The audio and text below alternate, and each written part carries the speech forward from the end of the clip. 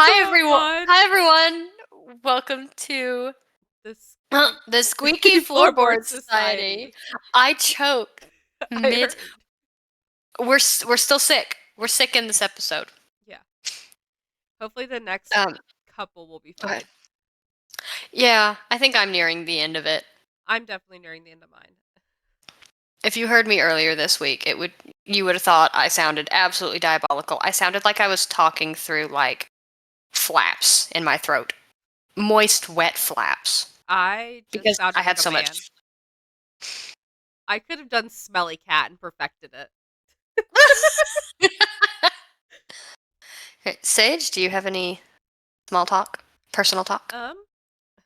Other than my sister being in the hospital, did you hear that they won't be releasing a Sims 5?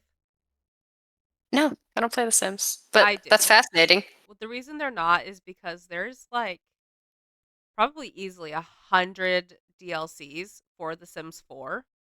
Yeah, I feel like they don't So, need it. so they said it's been like a talk lately about they're like, well, are they going to release it or are they not? And I guess EA released a thing today, actually, of us recording that said that they weren't going to release it because it would be kind of pointless as many people that have put so much money into Sims 4.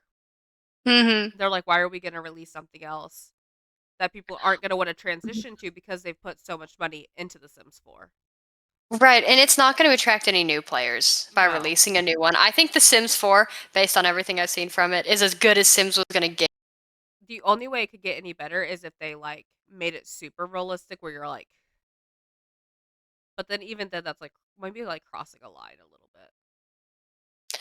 I don't want to see some of that with extra realism, I'll be honest. Yeah, that'd be horrifying. Can you still date the Grim Reaper? Yes. I have one of my save files. I have a Grim Reaper uh, family line. Oh, there's somebody I watch on TikTok that tries to like breed out undesirable traits in Sims. Have you seen them? And I don't mean like undesirable in like a eugenicist way. Like she creates absolute abominations and then tries to breed it out. What is the name? Is it I Pixarella? don't remember. I don't remember. I feel like I it wish kind I of sounds like remembered. Pixarella. She's pretty She cool. has like the bow-legged Victorian hooker. That might not be Pixarella then.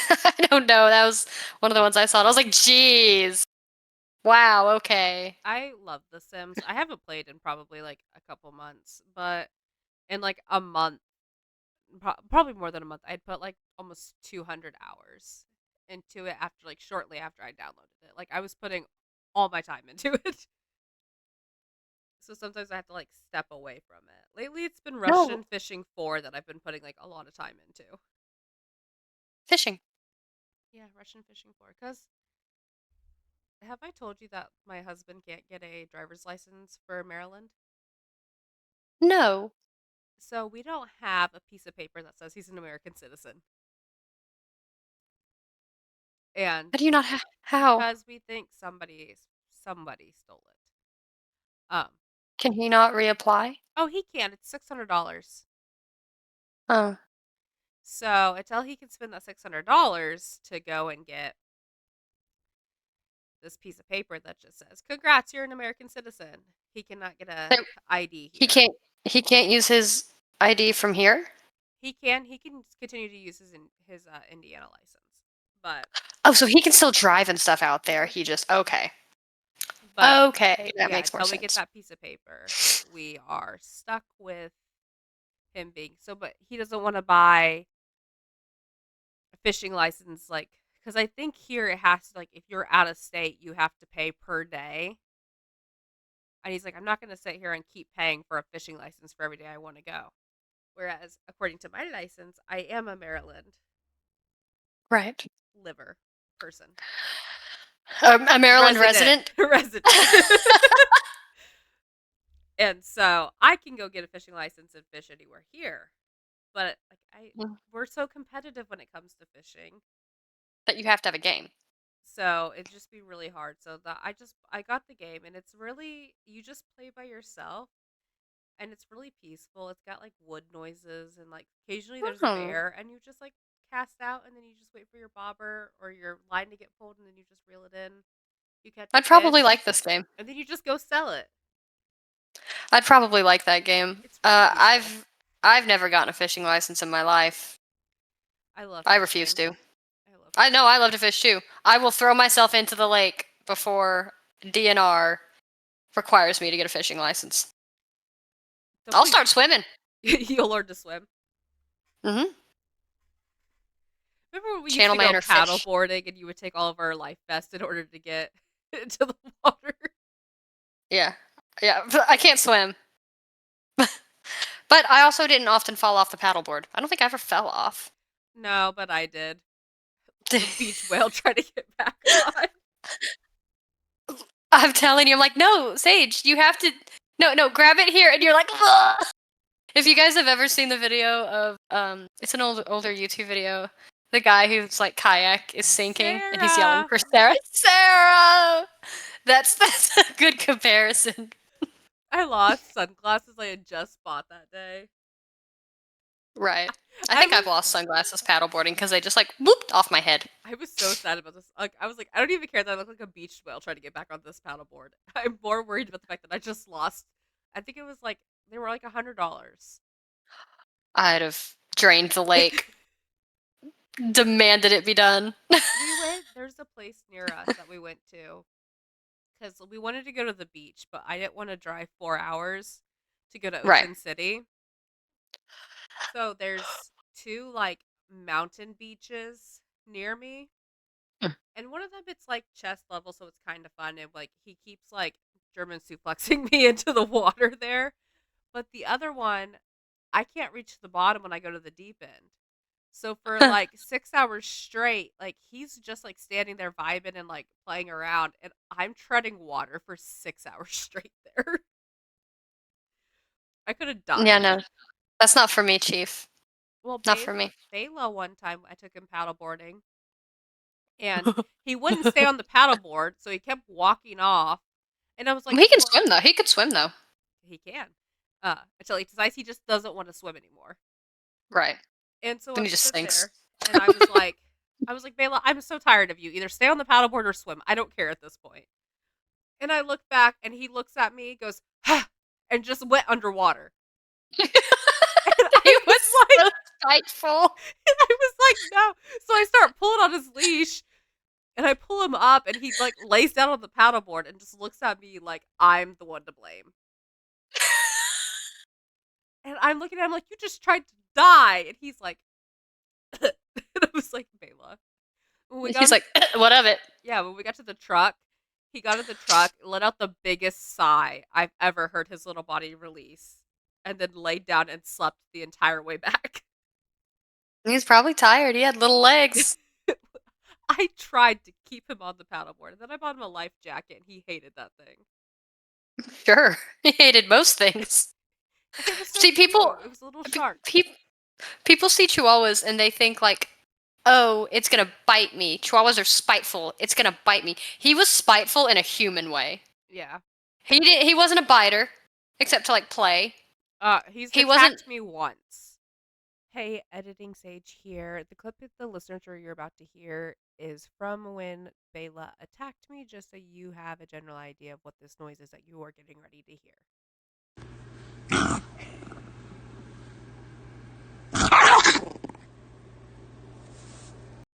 Once again, humans do that sometimes too, though.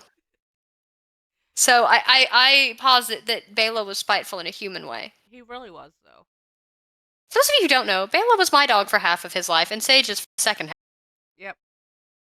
Because when I got divorced, I moved back in with my parents, and my dad does not allow inside dogs. And he's very small. He was very small. Yeah. Could not be outside. No, winter would have killed him. Yeah, he'd have died. Little Bela Pop. So, A yeah, I popsicle. had him, and then he was my little crackhead. Metaphorically and realistically. Uh. But he was, like, very, like Megan said, he very much was spiteful in a human way. Yeah. Like, him and Dennis, when me and Dennis first got together, him and Dennis used to fight all the time. Because I don't think Dennis had ever been around dogs, so he would just leave his sandwich sitting on the bed when he went to go get a drink, and then Bela would eat it, and then they would fight. Um, I have a very uninteresting but a small talk, which is the movie I've been excited to see just came out, and in a couple months, the next movie I'm excited to see comes out. I want to go see, and this just came out yesterday, I believe. Frankenstein with Mia Goth in it. First of all, I love Mia Goth. I don't know who Mia Goth That sounds like I love me a goth. No, Mia, M-I-A.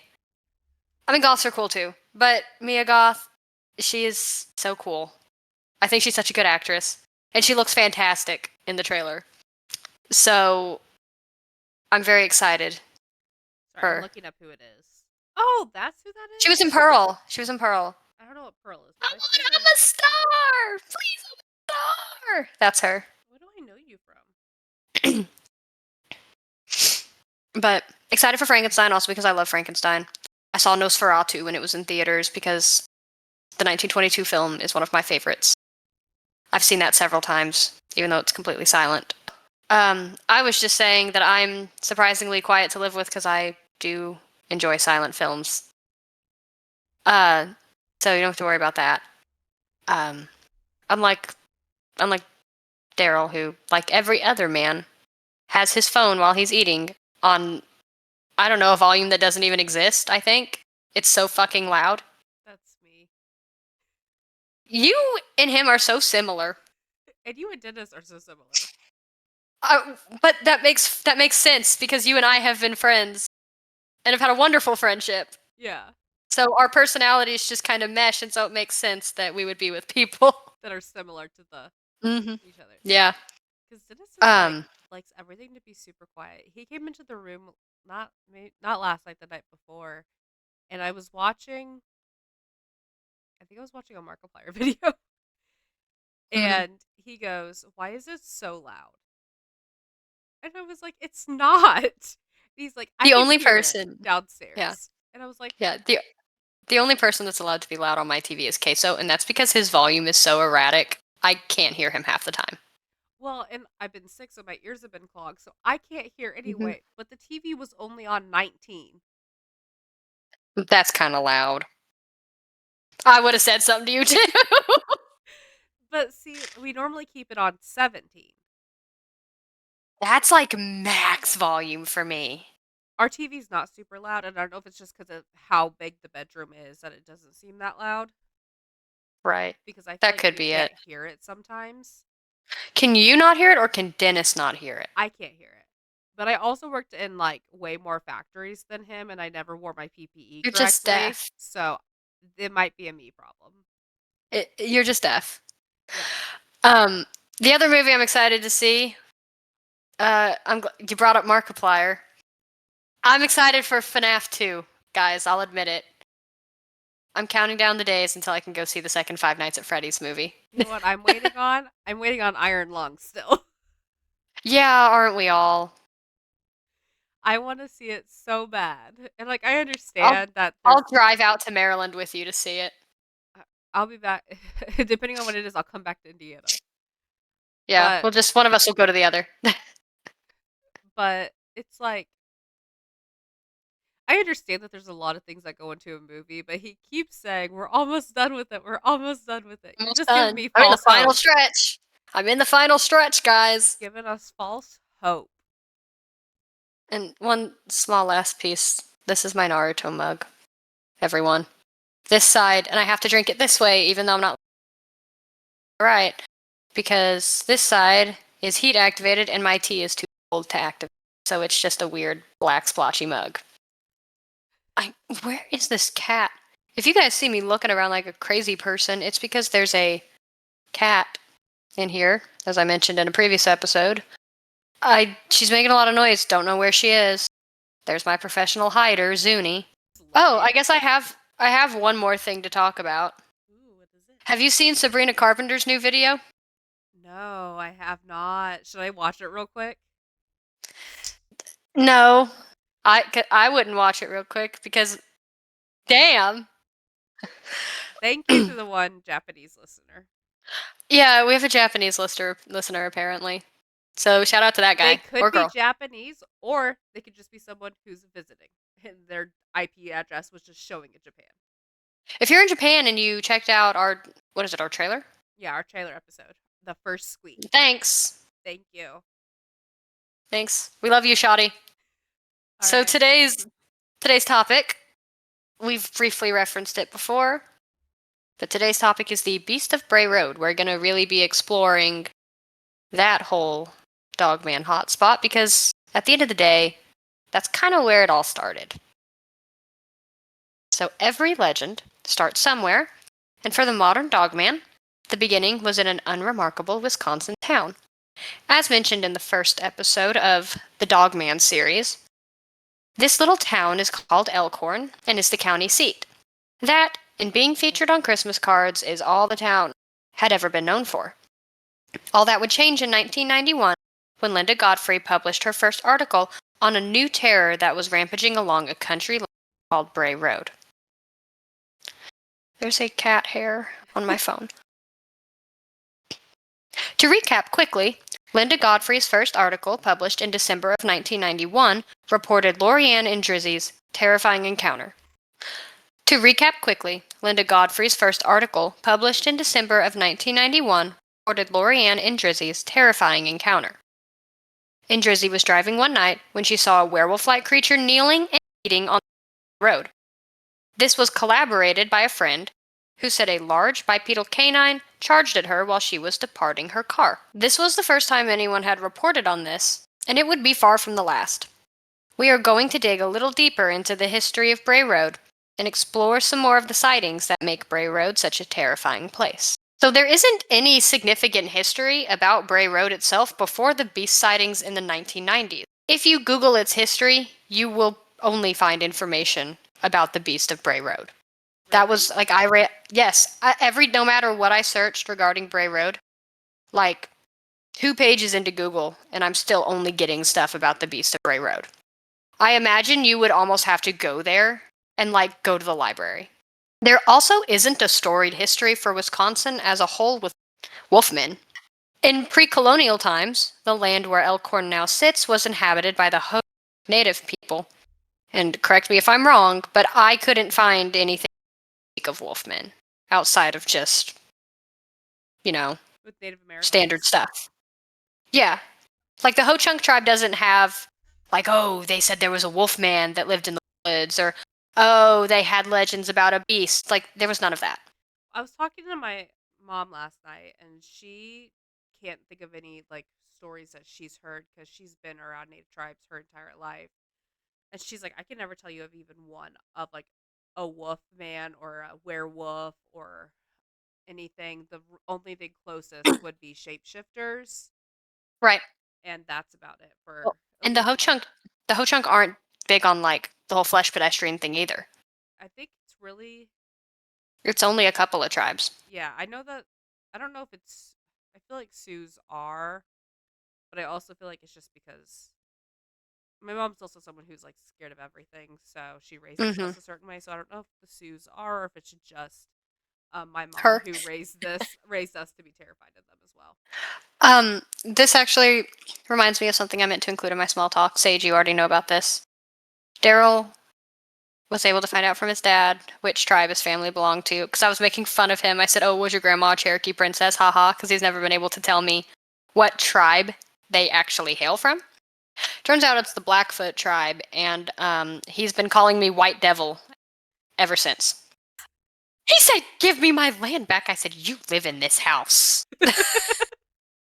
I don't even own this land. It's the bank. I said, also, I was in Ireland starving to death when all this was happening to your people. Leave me alone. The English were oppressing us the same as they oppressed you. You guys were going through the potato famine, correct?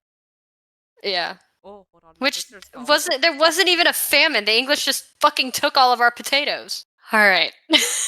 Now that we've gotten the Moonlight update, and we know she's at least alive today. Yeah. Wolves are super important in their mythology, including their creation myths, but they are not seen as monsters. Wolves are instead seen as protectors. There is literally nothing in Wisconsin's history to suggest that there would be a dogman lurking. While there were multiple reports of wild men, or feral people in LaGrange, there wasn't really anything about werewolf lore.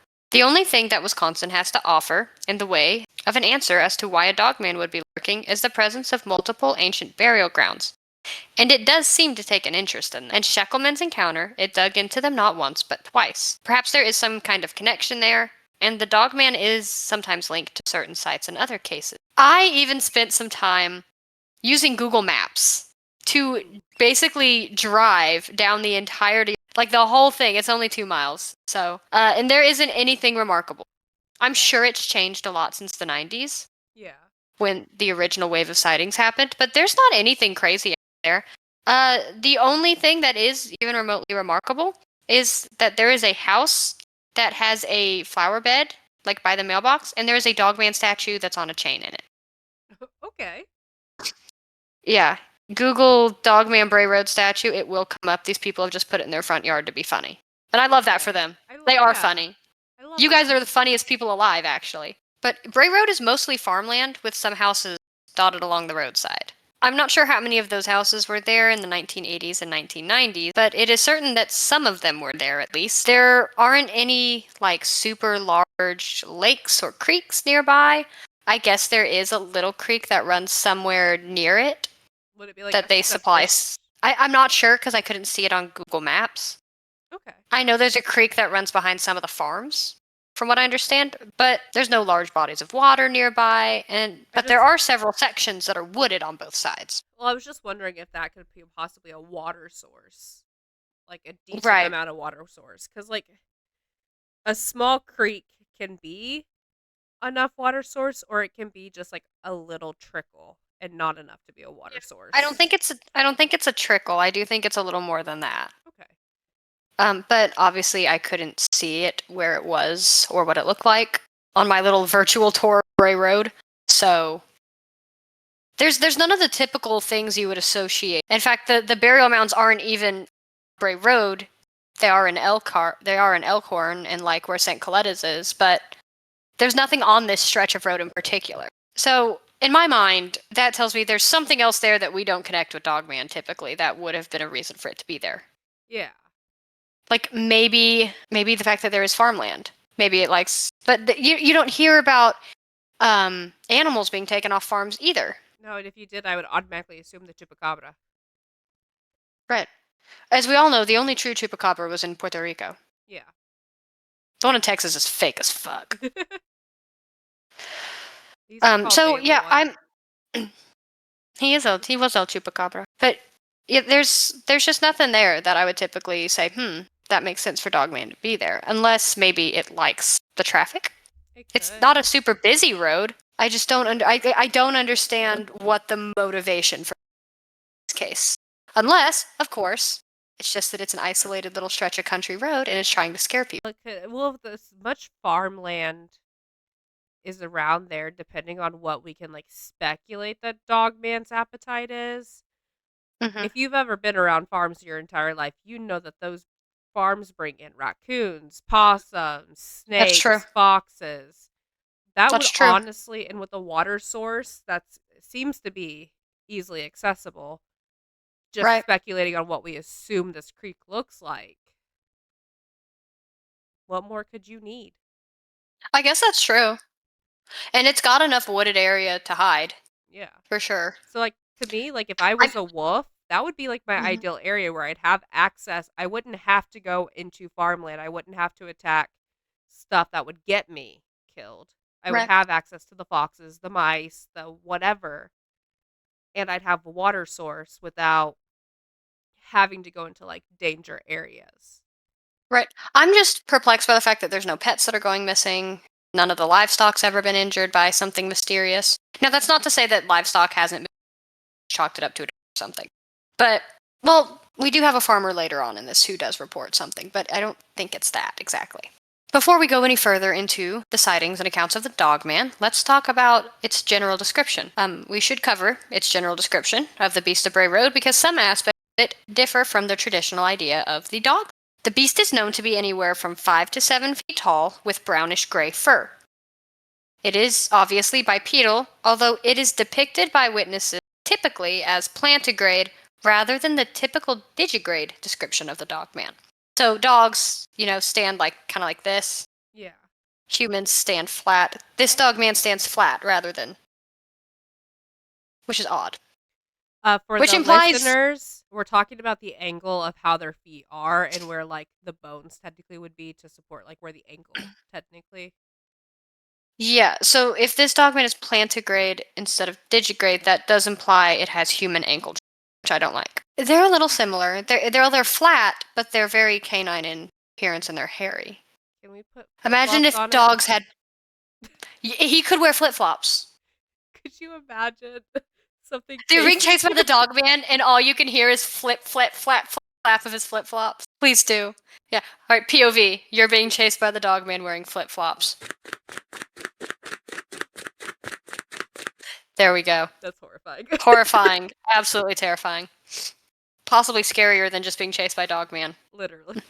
It has human-style hands, which it has been seen using to hold things in the typical way of humans, which suggests thumbs. It is sometimes said to have a foul odor, which, as somebody who has owned a very large dog, that would happen normally. Yeah, dog. Like, doesn't matter. big dogs just smell nasty. I mean, small dogs do too, but I feel like smaller dogs are sometimes easier to bathe than bigger dogs. Although Yeah. my dog will just stand in the bathtub and lick the wall, so. Yeah, JoJo was a great bath taker. But it's just the drying process afterwards that sucks. Zuni just went, Oh. I'm sorry, are you sad JoJo's gone? Witness descriptions vary on smaller points, like head shape and ears, but overall, that does seem to be fairly standard for Dogman. We don't have any Dogman coming out with floppy ears, like Cocker Spaniel. That would be crazy looking. That would be kind of cute, though. POV, his feet are flopping, his ears are flopping. He'll fly away. No, something popped into my head first. You know what it made me kind of think of? Like this description of Dogman? What? An oversized raccoon. You know what? I feel you. I get it. Because if its feet, because raccoons have thumbs, their back Right. feet are similar. They can stand on two. Right. Like, everything just made me think of, like, a huge raccoon, which, again, King would be Raccoon. horrifying. King Raccoon.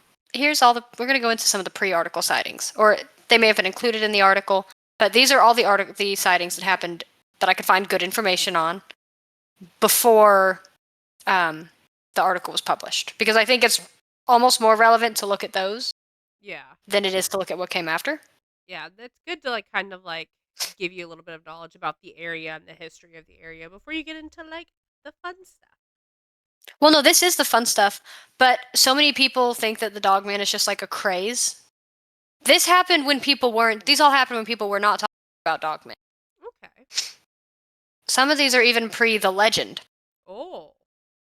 Yeah. So. You're talking about the song, right? Or. Mhm. Okay. Mhm. Just wanted to verify. Jump scare. So, let's revisit Lorianne and Drizzy's tale for a little more information.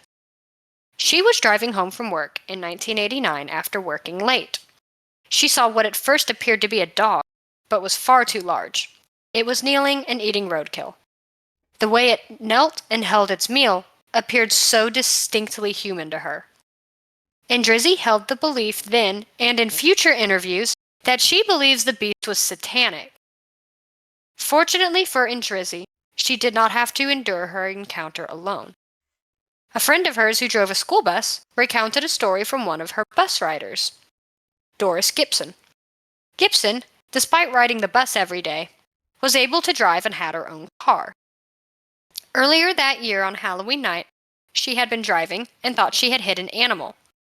She exited her vehicle, only to be confronted with a large bipedal canine sprinting towards her out of a cornfield. No, thank you. Yeah, no thanks. She hopped back into the vehicle as quickly as she could and was pursued by the monster, which did leave some marks on the trunk of her car. As she drove the same road later that night with a friend, for some fucking reason. Why would you drive the same road? I think her friend lived on that road. I just wouldn't have picked him up. I'd have said, you can walk and die or you can not come here. Yeah, literally. Yeah, that's an objectively insane thing to do after such an experience. Yeah. But she and her friend both saw the same creature as before. Well, Her description. Go ahead. I guess it's good that you have another person to see it, so you're not like the crazy person who was just like, "Oh, I saw this thing," and then nobody Right. believes you. If two people see it, then it's a little bit more believable. Right. And Gibson's description of the beast is probably my favorite, as she calls it a freak of nature. One of God's mistakes. I love that. These two sightings represent the modern genesis of Beast of Bray Road, as they were the main focus of Godfrey's first article. However, they are not the first sightings. So we find out about Gibson's sighting because, as I said, she rides the bus of Indrizzi's friend, and she tells this encounter to her bus driver. Which is weird. I don't think I ever. Well, I think it was different back then. Yeah, that. I think it was a little different back then. She also had a car and didn't drive to school, which save on gas. I get it. Yeah. We have explored Mark Shackleman's 1936 sighting pretty thoroughly in another episode, and his sighting at St. Coletta's represents the first known sighting of our Wisconsin dogman. Despite going largely unreported, actually completely unreported until thought he was dying, there were a few sightings that we know of between Shackleman's sighting and Indrizzi and Gibson's sightings. In 1981, a man named Marvin Kirschnick was driving down Highway 11, right by where it intersects with Bray Road, when he noticed something odd. He saw something standing upright off to the side of the road. It was a sunny afternoon, so he felt fine to pull over and get a better look. When he did, he realized whatever it was now looking at him too. Before him stood a creature with a dog-like face and a humanoid body, resting its two front paws on a stump. Suddenly, he realized he had absolutely no clue what he was looking at, and drove away in fear, not looking back. His wife was the first person he told, and she laughed at him. Oh. So he did not go public with his story until January of 2008. Wow. When he appeared on Monster Quest. I've seen the Monster Quest episode. He took a polygraph and passed it during the show. Over the years since his encounter, he has used various art mediums to help cope with the memory. So he's like learned he paints it, he sculpts it, he draws it. At least he's like being able to get it out there of like I know, but what he saw. Let me catch your wife outside. Literally, that's so shitty. The man is traumatized, and she's like, "No, you didn't. You didn't see anything." That's like the worst type of gaslighting. You're not even there, and you're gaslighting him about what he saw. Yeah. So rude. Not that Marvin Kirschnick would ever hear this, but we're not trying to drag your wife. Just, we think it's shitty she laughed at you. I mean, I am. Oh. I don't know, maybe she also saw it. It was like, no, you didn't see it. Because then I saw it. Who knows? Yeah. Farmer Mike Etten had his own horrible encounter in March of 1990. He also saw the creature while driving, and despite having had a few drinks prior to his encounter, he claimed he was not too intoxicated to drive, and certainly not intoxicated enough to hallucinate. Please don't drink and drive, people. Yeah, don't. I'll come to your house with a hammer. I will That's yell at you. That's just a small. She's gonna yell, and I'll have the hammer. That's just a small little disclaimer. But I do think that probably, even if he was too intoxicated to drive, how intoxicated do you have to be to hallucinate the dogman? I'm gonna go on a limb and say alcohol poisoning. Yeah, that's what I'm kind of thinking too. The legal I limit. don't think you're even getting behind the wheel. No, I think you're dying right You there on can't the find bar your floor. car.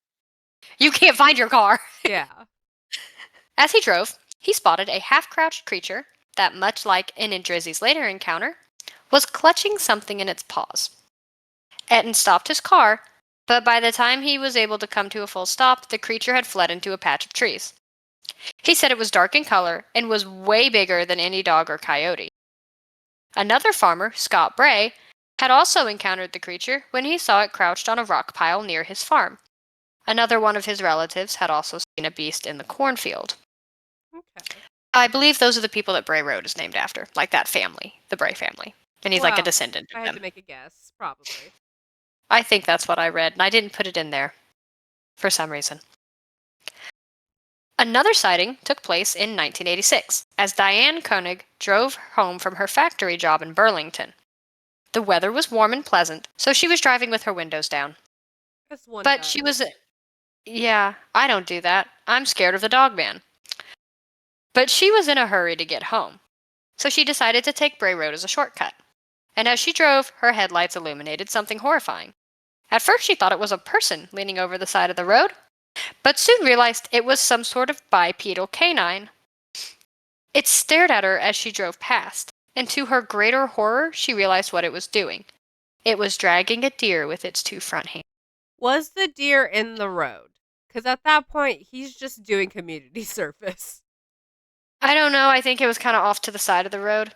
Well, maybe he was just trying to get out of everyone's visibility. Yeah, he was helping you. You would have hit that deer if he hadn't moved it. Yeah. And you would have hurt your car real bad. And then you'd have been stuck out there with the dog man.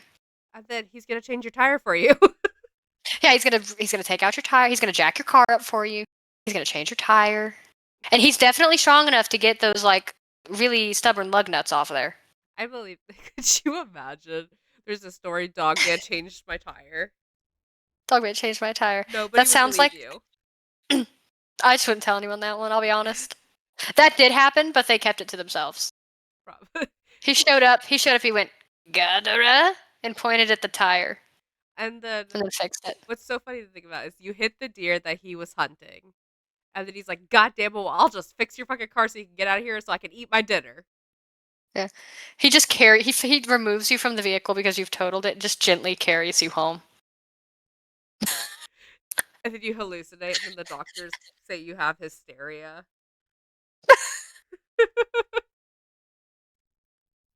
He was so gentle.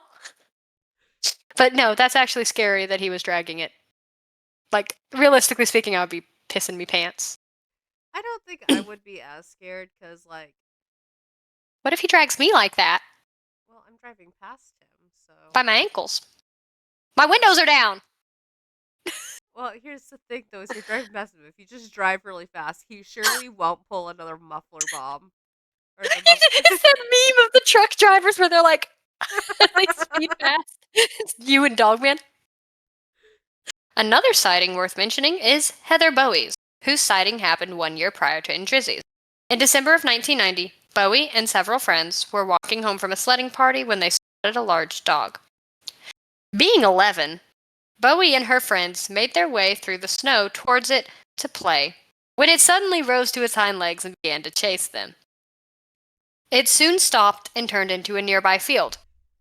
Bowie and her cohorts reported the incident to her mother, Karen Bowie. Bowie's cousin, Russell Guest, was present for the encounter as well and confirmed the story. Bowie's story did end up being featured in Godfrey's original article as well, since Godfrey's son went to school with Bowie and Guest, and he said they seemed very serious about their encounter. Is Lisa from Wisconsin? Who? Lisa Godfrey. Linda? Oh, Linda. Sorry. Yeah, Linda Godfrey. Yeah, she lives there. She was a local journalist. Okay. Because I know that she covered a story in Florida, right? She's covered a lot of stuff. I just, because you said that, for some reason in my mind, she lived in Florida. And so when you said that, I was like, wait, so is she from Wisconsin? So she is from Wisconsin initially, and then she goes on to become like the person who goes and studies dogman stuff and reports on it. Okay. But at the time, this was just a local story she was reporting on. So the sightings didn't end with Indrizzy's encounter. We have a whole bunch that take place after the article, but I don't find them quite. Some of them I find compelling, some of them less so. Okay. There's one I totally don't believe the guy.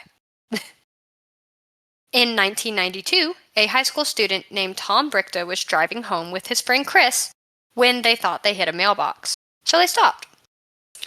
They're really bad at identifying stuff. Wait, hold on. That just threw... Sorry, hold on.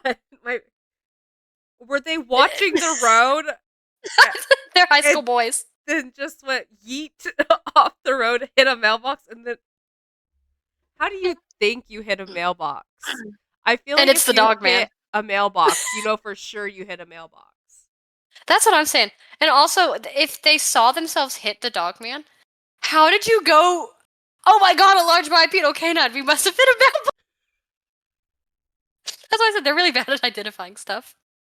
But as they stood outside the car, realizing there indeed was no mailbox, Tom saw a large bipedal creature walking towards them, reaching out as it did so, which is scary. In my mind, it's still a raccoon, and I don't know why, but it's adorable in my mind. I'm just picturing it like because you just hit it with your car, like it's vaguely limping and it's like reaching out for you. As a raccoon in my mind, it's still adorable, but like not Right, as when I picture scary. well, picture a werewolf, Sage. I know I'm trying, but after the whole me being like, it kind of reminds me of a raccoon. I can't get the raccoon image to go away. So horrified, they jumped into their car and sped away. This would mark the end of the initial burst of sightings, but the new millennia would still hold new terrors. In 2004, a 45-year-old nurse and her daughter decided that the best way to get into the Halloween spirit was to take a trip down the infamous Bray Road. They, along with a family friend, made the drive on October 30th. So they were ready. They had like cameras and stuff. Oh, that's They were so going to record. cute. Despite the fact that they were indeed there to see the beast, the drive exceeded their expectations when they spotted the beast only about 10 feet away from their car. It stepped out of a cornfield on its two hind legs and onto the road as they drove by. When the beast hunched into a half crouch, the women feared it would attack and sped away. They didn't record anything. They got so fucking scared they just didn't record it. I would have just recorded the entire drive. Well, I don't think they had a camcorder. Ah. I think they just had cameras. And they were like, oh, we'll take some pictures. And I think they probably did take pictures of the road, and I just didn't find them. But, like, please pick up your... I get it. I get it. You get scared. You just want to leave. But due to her background as a nurse, the woman was able to make the determination that this was no hoax. She could pick out musculature you would expect to see on a human torso, and it had eyes that were too dark and with no whites. This was no human in a costume, nor was it a wolf or dog of some kind. Was it nighttime that they went? Is that what you said? It was night, but it was pretty well illuminated by their headlight. Okay, because I was like, I don't know if I would see that much detail at night if I was driving, but I'm assuming they're not driving fast. And it was close. They were driving kind of slow. It was close to their car. Their headlights were on. Okay. Because the way you said that, I was like, wait, like, if you're driving, like, the speed limit, there was The no speed way limit on Bray fast. Road's not very fast, I don't think. Probably going, like, 15, if I had to make a guess. Probably going pretty slow. In 2006, 2007, and 2008, there were sightings reported as well. Both the 2006 and 2008 sightings were reported by couples driving their cars down Bray Road when they saw large, upright canines. The 2007 sighting was reported by a man who was visiting a friend in a trailer park when he saw the beast crossing a street into the park, headed towards Bray Road. Interestingly, the trailer park in question was at the time having an issue with cats going missing. I thought you told me there Also- were no missing animals in this. So this isn't on Bray Road. Mm, This trailer park is near Okay. Bray Road, but it's not on Bray Road. okay. He said the creature was headed towards Bray Road. I think it's interesting that people are seeing Dogman and trailer. Yeah. What is the appeal? Because remember, those two twins saw Dogman in a trailer park. Is it the fact that there's a lot of stray cats in trailer parks? I grew up in trailer parks, and I feel like we didn't have that many stray cats. Somebody that you know that I know that we used to work with who lives in the trailer park down yonder. Yeah. There are so many cats out there. But yeah, I don't know what it is about trailer parks and the Dogman. Maybe the rent's good. I don't know. Well, and also something to think about too is that trailers have enough space under them that if he was wanting to harbor somewhere that was like where he wouldn't be seen, they have enough space under them that he could get up under them. I hate that. But it's true. Think about it. Like, if Dar- there are a Daryl- bunch of stray cats, where do they hide at? Under the Daryl has a trailer. He doesn't live in it. But Well, you great, now I gotta check for Dogman. Next time we go out there. Well, just like it's something to think about because if there is a bunch of cats, they usually hide up under the trailers. Depending on how high the trailer is off the ground, which 9 times out of 10, it's like waist level on me. Imagine you're chilling in your living room and you fall through the fucking floor and Dogman is under your trailer. He better help me back up, is what he better do. Are you paying the lot rent? Oh. One of the most recently widely reported sightings took place in 2020. This is the guy that I don't know that I believe. Okay. Um, You said 2020? yeah, this was during COVID. Okay. A man named Ron Rice was driving to deliver fertilizer in the town of Lyons, which is only 13 minutes from Bray Road. They're actually close enough that when I looked at Lyons on Google Maps, I found Bray Road almost immediately. So And I don't live there, so I have no reference. Okay. So it's like... So they're close. Okay. Rice drops the fertilizer at a specific driveway that is only about 150 feet from the woods.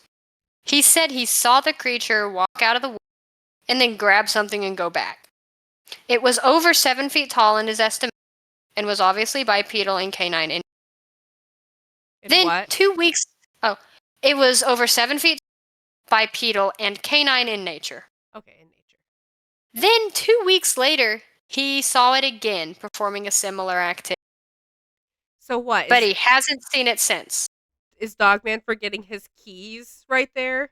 That's what I'm saying. Like, one, you saw it twice in the span of like a couple of weeks, and you've never seen it before, you've never seen it after.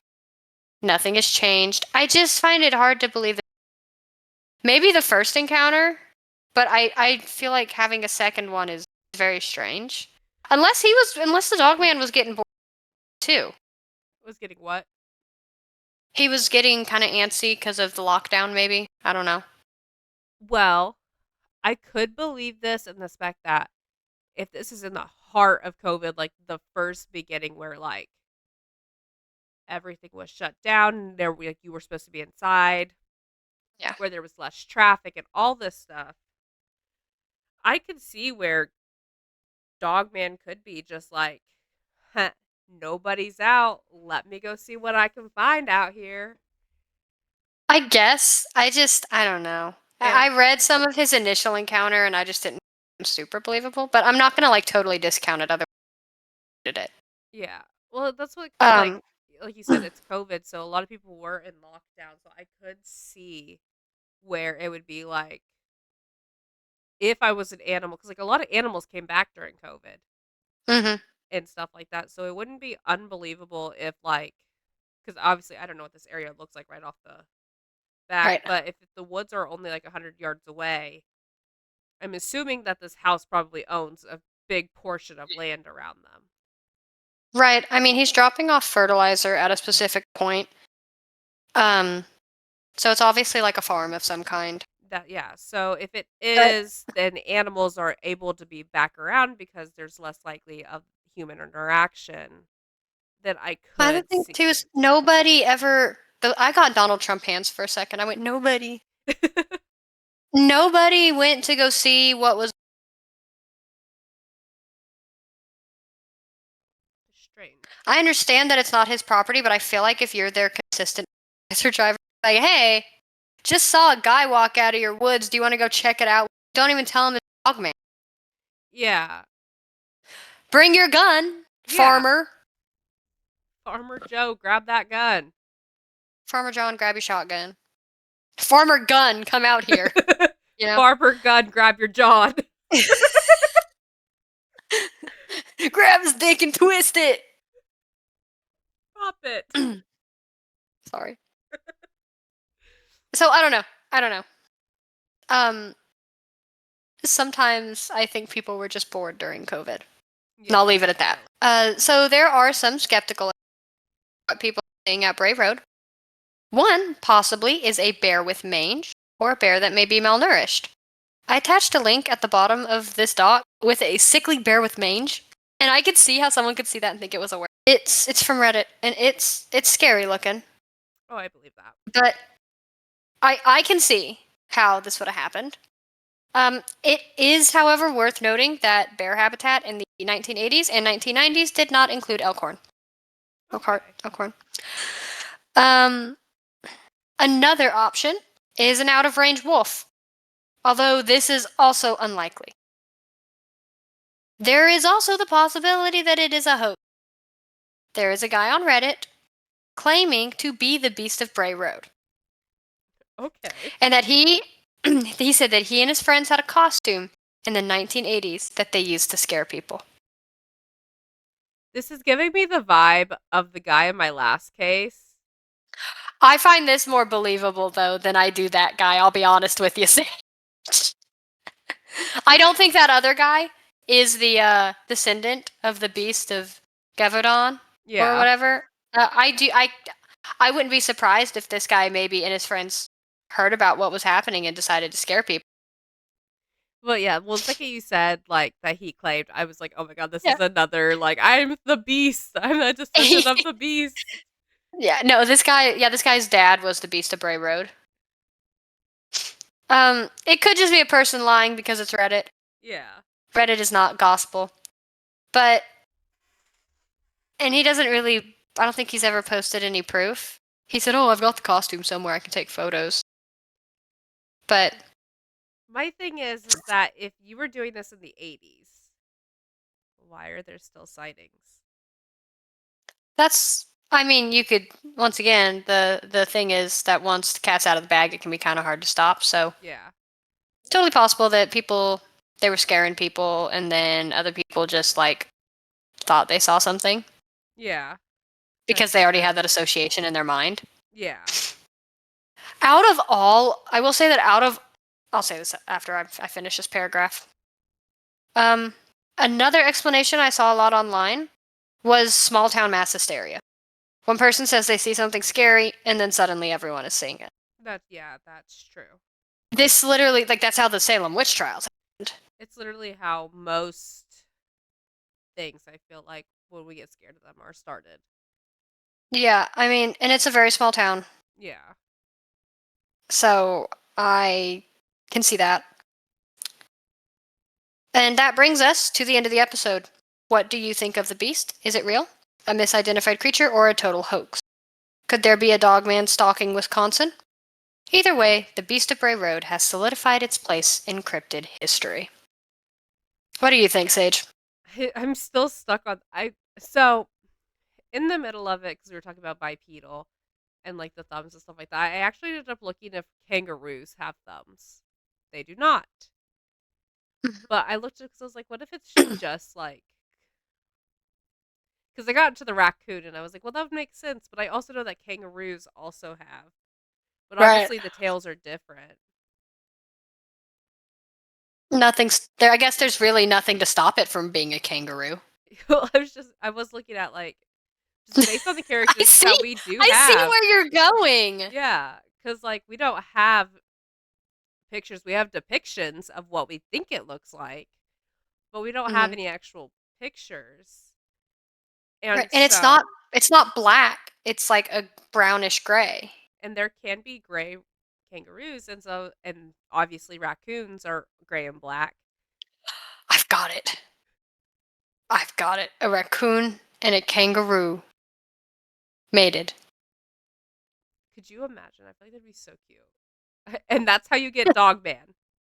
Yeah, and that's how you get the Beast of Bray Road specifically.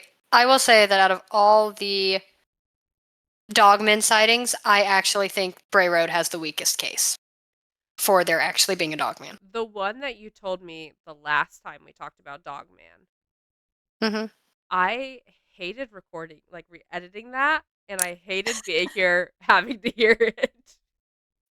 Could you drive with your windows down after hearing that? Yes, but that's because it's still currently like 90 degrees here in Maryland, and my car gets really hot. I mean, is it worth it? Yeah, you think it's worth it till the Dogman snatches your ass up? Well, I'm more worried about the nuns. It's a team up. They just team up to get your ass. Well, the other day I went to take... It's the Benedante! Literally. Oh, God. Don't. The nuns are secretly dogmen in disguise. You should ask them if they've been fighting for the crops recently. I don't want to be near them. I'll ask them. Guys, I have a I'm like, fear of hey, nuns. I don't know if I've mentioned that yet. I have a fear of nuns. how do you feel about Whoopi Goldberg? Who's that? She was in Sister Act. What is Sister She Act? played a nun. She's on The View now, I think. I She's a black lady. Comedian type. Oh. Oh well. I won't tell you to look up Sister Act and you'll be scared. Because there's a nun on the cover and it's Whoopi Goldberg as a nun. I But obviously don't, but yeah, I think Beast of Bray Road has the weakest case out of all the other dogman sightings because one, I don't find the witnesses like, well, I'm not that I don't I do believe they saw something. yeah.